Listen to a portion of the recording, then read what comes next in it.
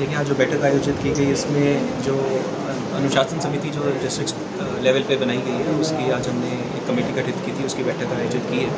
और सभी पक्षों ने, जिसमें माननीय महापौर महोदय और व्यापार संघ के जो हमारे प्रतिनिधि हैं वो सब बता रहे थे, जिले के जो प्रतिनिधि हैं, और विस्तृत चर्चा हुई।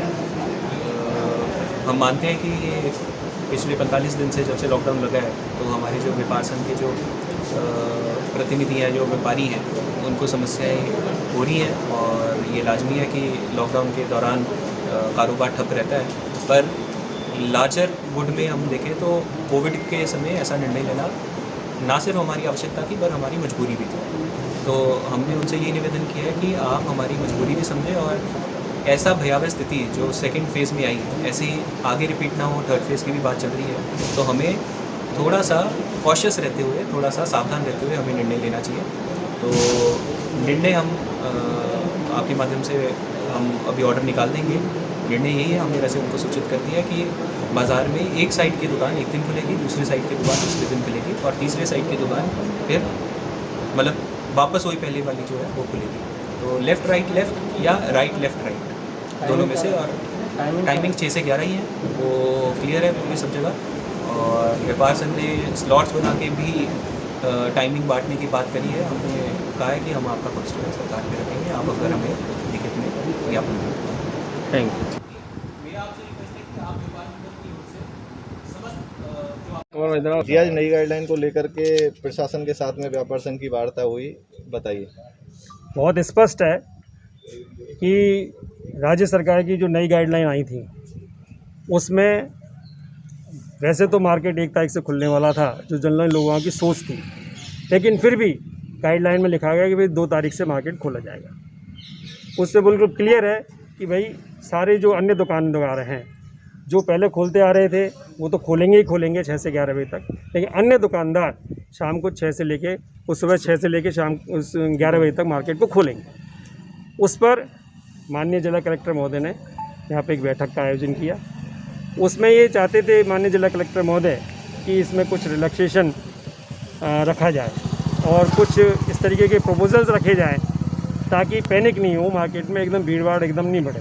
तो उसके लिए भरतपुर जिला व्यापार महासंघ की तरफ से हमने एक प्रपोज़ल रखा कि जो सुबह 6 बजे से 11 बजे तक का जितना मार्केट है, चाहे वो परचून संघ का है, चाहे वो आपका दारू के ठेके वालों का है, चाहे वो सब्जी वालों का है, और जो भी मार्केट सुबह 6 से लेकर 11 बजे तक खुलते हैं उन मार्केटों को 11 बजे कंप्लीट बंद कर दिया जाए और 11 बजे के बाद में जो अन्य दुकानें हैं उनको समय दे दिया जाए 3 बजे तक का, 4 बजे तक का। हमने ये प्रपोज़ल रखा था। और अन्यथा क्योंकि 3 दिन की अभी बात रह गई है सिर्फ, तो 8 तारीख से नई गाइडलाइन आने वाली है, तो 3 दिन तक यदि कोई भी संभव नहीं हो पाता है तो इसी को जैसा सरकार ने कहा है कि सुबह 6 से लेकर 11 बजे तक का वो मार्केट पूरा खोला जाए। उस पर जिला प्रशासन का जो भी निर्णय होगा वो आगे देखते हैं, वो क्या निर्णय देते हैं वो हमें मान्य होगा। सभी भरतपुर वासियों को मेरा नमस्कार। सर्वप्रथम तो मैं आप सभी का धन्यवाद देना चाहूँगा कि कोविड की जो लॉकडाउन की गाइडलाइन थी आपने बखूबी उसको निभाया, जिसके तहत अब भरतपुर ज़िले में पॉजिटिविटी दर जो है वो 5% के भी नीचे जा चुका है। अब लेटेस्ट गाइडलाइंस के तहत आज हमने जन अनुशासन समिति की मीटिंग की थी, जिसमें व्यापार संघ के भी पदाधिकारी शामिल थे। चर्चा के बाद प्रशासन की ओर से निर्णय लिया गया है कि हम फेज्ड मैनर में बाज़ारों को खोलेंगे। उदाहरण स्वरूप जैसे यदि कोई बाज़ार पूर्व से पश्चिम दिशा की ओर है तो फर्स्ट डे यानी वेडनेसडे कल पूर्व की दुकानें खुलेंगी, उसके अगले दिन पश्चिम की दुकानें खुलेंगी और वो प्रोसेस चलता रहेगा। पर मेरा आपसे पुनः निवेदन है कि जिस प्रकार से कोरोना का प्रकोप अभी पूरी तरह ख़त्म नहीं हुआ है और हमें अभी भी सावधानी रखनी है, तो मैं सभी व्यापारी भाइयों से निवेदन करना चाहूँगा कि आगामी 3 दिन यदि आप प्रशासन का सहयोग करें और पूर्व की तरह यदि अपनी दुकानें आप बंद रखें तो बाज़ारों में रश नहीं होगा और धीरे धीरे हम इस प्रकोप को ख़त्म करने में हमें आसानी होगी। नवीन गाइडलाइंस जो सरकार की नई जारी होंगी 8 तारीख के बाद में, उसके तहत हम वापस बैठ के निर्णय ले सकेंगे। तो मेरा पुनः निवेदन है, रिक्वेस्ट है कि ये 3 दिन आप हमारा सहयोग करें तो भरतपुर जिले में हम कोविड की जो लड़ाई है उसको और सशक्त रूप से लड़ पाएंगे।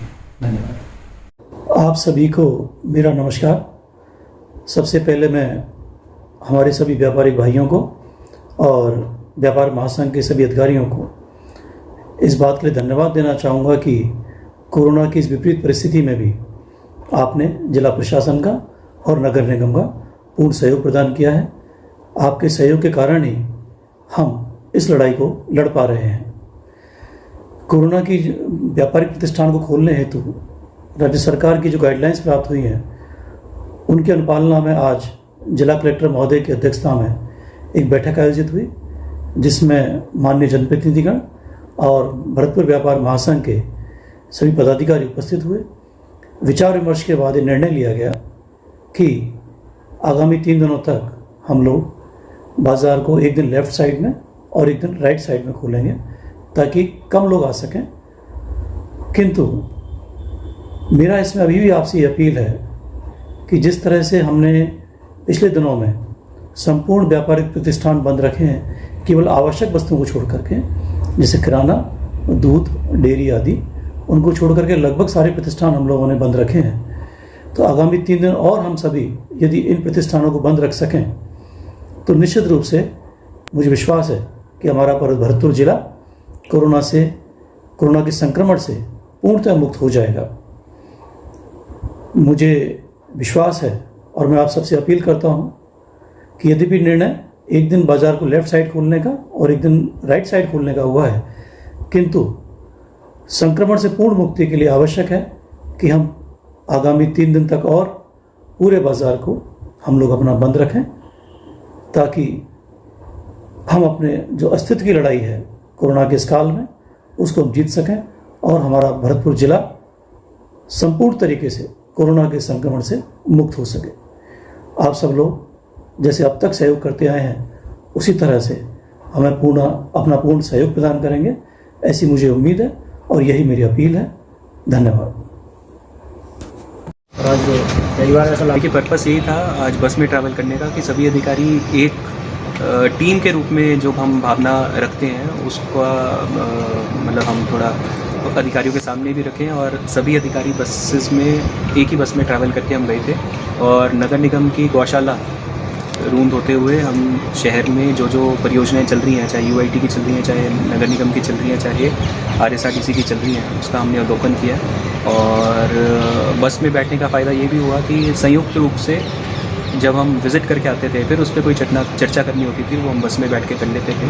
और उम्मीद यही है कि जो हमने डायरेक्शंस दी हैं उसकी हम कंप्लाइंस कराएंगे और जो लॉकडाउन के कारण से जो विकास के कार्य जो भरतपुर शहर में या कस्बे में जो रुके हुए थे उनको हम गति देने की पूरी कोशिश करेंगे टीम वर्क के रूप में। Thank you.